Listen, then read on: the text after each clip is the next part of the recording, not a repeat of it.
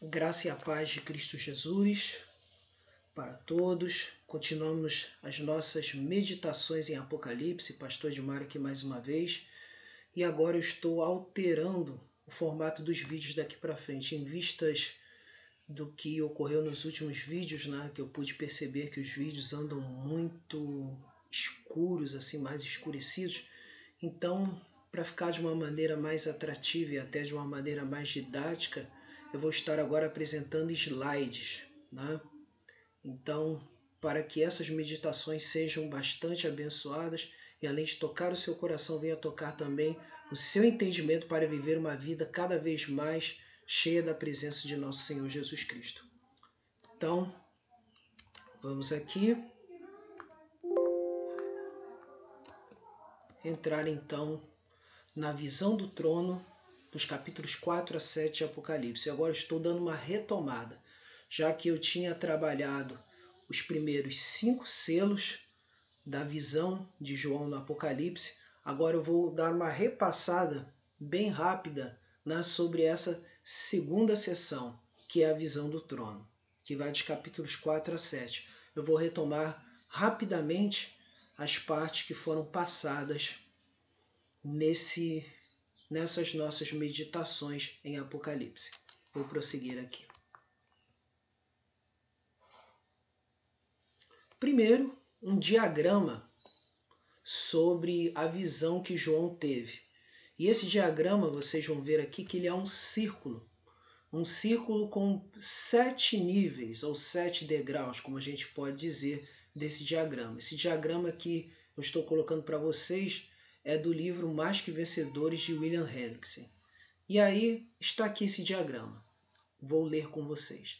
A visão consiste de um único quadro e ensina uma lição principal, já que o método não é atentarmos muito para os detalhes, mas a partir de algumas características a gente ver tudo numa visão geral e não simplesmente explicar ponto a ponto, detalhe por detalhe, já que a nossa visão é uma visão de uma ideia simbólica e de uma ideia amilenista, ou seja, de uma ideia de que a interpretação do texto de Apocalipse se baseia em entendermos que há coisas que há no passado, em todas as visões, coisas que estão acontecendo no presente e coisas que virão a acontecer. Então temos aqui, a visão consiste em um único quadro e ensina uma lição principal. O quadro que está no centro representa o trono, ao qual se sobe por meio dos degraus. No centro do trono está sentado o Pai, que é P, como está em Apocalipse 4:2. O círculo 1 representa o fascinante diamante branco, 4:3. O círculo 2, o sárdio. O círculo 3, o arco-íris de esmeralda, que está em 4:3 também. O círculo 4, os 4 seres viventes, ou querubins, né? O círculo 5, os 24 tronos com seus anciãos assentados.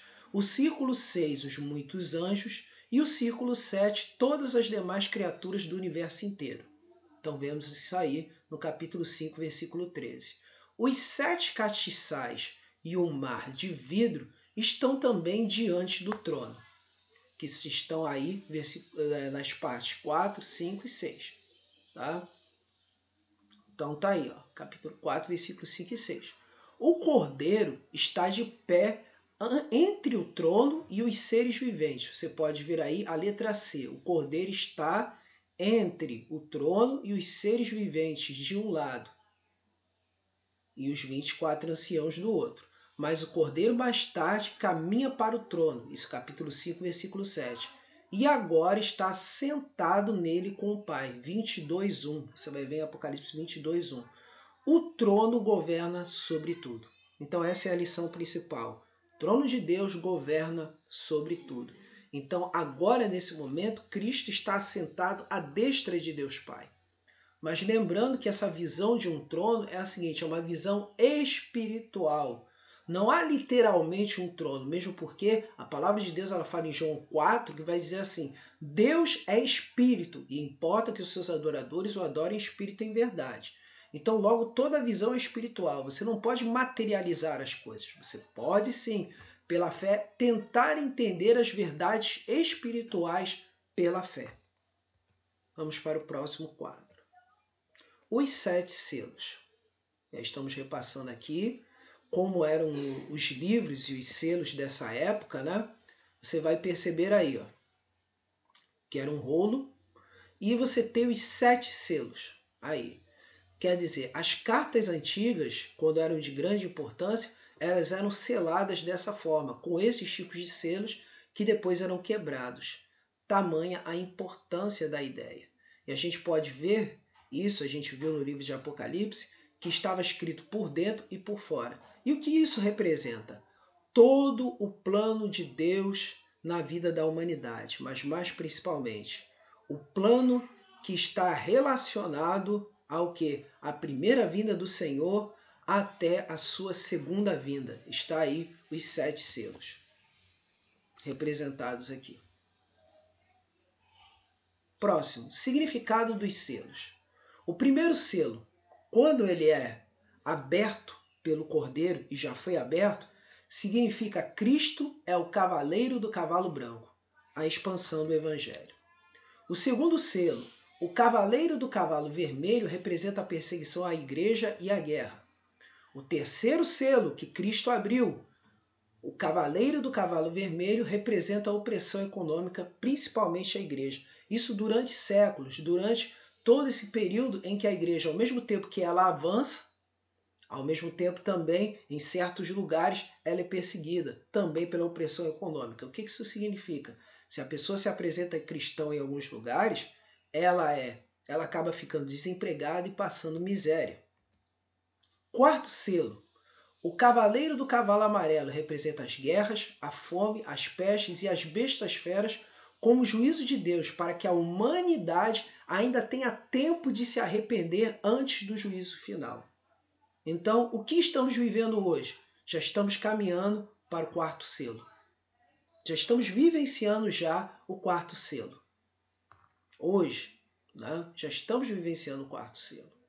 E aí, quando começou a abertura desses selos, pastor? Repassando, desde quando Cristo subiu, como está lá em Atos 1, e está sentado à destra de Deus. Os selos já estão sendo abertos, desde aquela época. Quinto selo. Agora sim chegamos ao quinto selo. Esta visão não é do céu, é apenas o símbolo das almas que foram mortas por causa de testemunharem a Cristo em todas as épocas. O clamor destas almas é pela justiça de Deus, e não por vingança pessoal. Receberam vestiduras brancas como prêmio de sua fidelidade, até que o número dos eleitos de Deus para a salvação se complete. E este número só Deus sabe. Ele decretou isso antes da fundação do mundo. Só Deus sabe. Agora vamos para o sexto selo. E o nosso texto de hoje é esse. Vi quando o Cordeiro abriu o sexto selo, e sobreveio grande terremoto. O sol se tornou negro como saco de crina, a lua toda como sangue. As estrelas do céu caíram pela terra, como a figueira, quando abalada pelo vento forte deixa cair os seus figos verdes. E o céu recolheu-se como um pergaminho quando se enrola. Então todos os montes e ilhas foram movidos do seu lugar. Os reis da terra, os grandes, os comandantes, os ricos, os poderosos, e todo escravo e todo livre se esconderam nas cavernas e nos penhascos dos montes. E disseram aos montes e aos rochedos: caí sobre nós e escondei-nos da face daquele que se assenta no trono e da ira do Cordeiro, porque chegou o grande dia da ira deles. E quem é que pode suster-se? Então chegamos a essa parte do texto. E o que vai significar? O sexto selo. Este selo introduz o juízo final. Descreve a grande catástrofe no fim desta presente era. O medo e o temor, o espanto e a tristeza profunda daquele dia são retratados sobre o duplo simbolismo de um universo despedaçando-se barulhentamente uma raça humana atemorizada. Então, aí você vai perguntar, onde a igreja está nisso? Estará? Sim. Aqui nessa terra? Sim. Mas o juízo de Deus propriamente dito os cristãos não sofrerão, porque terão um selo. E esse selo, ele já espiritualmente existe na vida do crente, quando ele recebe a Cristo Jesus como Senhor e Salvador, pelo Espírito Santo habitar. Vamos ver aqui. Este juízo afeta 6 objetos: sol, lua, estrelas, céu, montes e ilhas. Você pode ter visto aí na primeira parte, né? Como a gente pode ver aqui no texto bíblico. Essa primeira parte, você pode ver de uma maneira bem clara. Que aqui, ó, o sol se tornou negro, versículo 12, como saco de crina, a lua toda como sangue. As estrelas do céu caíram pela terra como a figueira, quando abalada pelo vento forte deixa cair os seus figos verdes. E o céu recolheu-se como um pergaminho quando se enrola. Então todos os montes e ilhas foram movidos do seu lugar. São esses os versículos. E agora? 6 classes de homens serão aterrorizados pelo juízo. Chefes supremos das nações, diz aqui, os reis da terra. Os príncipes, o que segue os chefes supremos em autoridade, que você pode ver no versículo 15. Pode ver aqui, ó, os grandes. E aí você vem o terceiro nível, os oficiais militares. Quem são eles? Os comandantes, como está na versão. Os ricos, quem? Temos aí os donos do poder econômico. E temos aí os poderosos. Quem são os poderosos? Os intelectuais, jornalistas, artistas, cientistas, professores, sim. E aí vemos as classes inferiores. Né? Aí de repente você pode perguntar, são todos? Não, não são todos. Do meio de um povo, Deus tira um povo. Então o que acontece? Mesmo no meio desses, que podem ser chefes de nações, Deus pode ter seus salvos, seus eleitos. No meio dos príncipes, sim. No meio dos oficiais militares, sim, vai ter seus eleitos. No meio dos donos do poder econômico, sim, vai ter no meio deles. Dos intelectuais, vai ter neles também. E as classes inferiores? Pobres, escravos e mendigos. Está aqui. Diz aqui, ó. E todo escravo e todo livre se esconderam nas cavernas e nos penhascos dos montes. Mas todos aqueles que não tiveram uma experiência de serem lavados e remidos no sangue de Cristo passarão por essa situação. Enfim, o dia do juízo compreenderá o fechamento da porta da graça de Deus. E nesse momento a igreja é selada para não passar pelo juízo.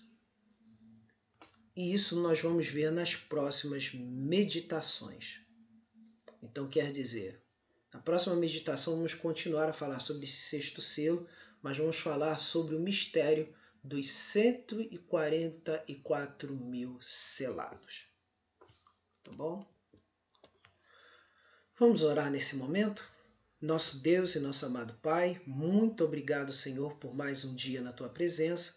Muito obrigado, Senhor, por meditarmos na Tua palavra e sabermos, Senhor, que fazemos parte, Senhor, pela fé daqueles que são salvos, lavados e remidos no sangue do Cordeiro e fazemos parte dos eleitos de Deus. Não porque merecemos, mas pela Tua misericórdia.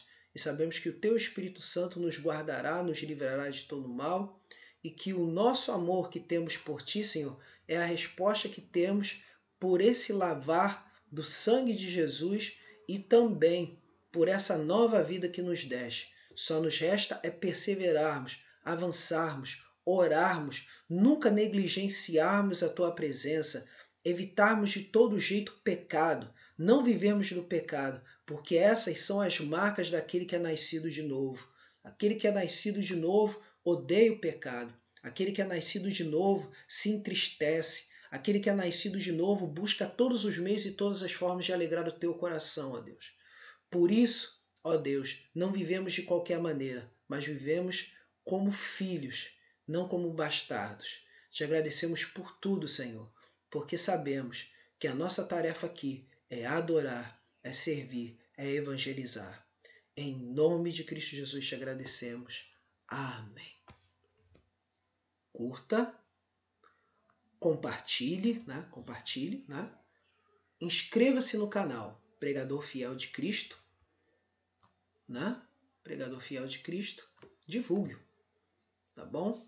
Siga-nos no Facebook, siga-nos no Instagram. Que Deus continue abençoando ricamente a sua vida. Nos encontramos na próxima meditação em Apocalipse. Pastor Edmário mais uma vez. Deus abençoe.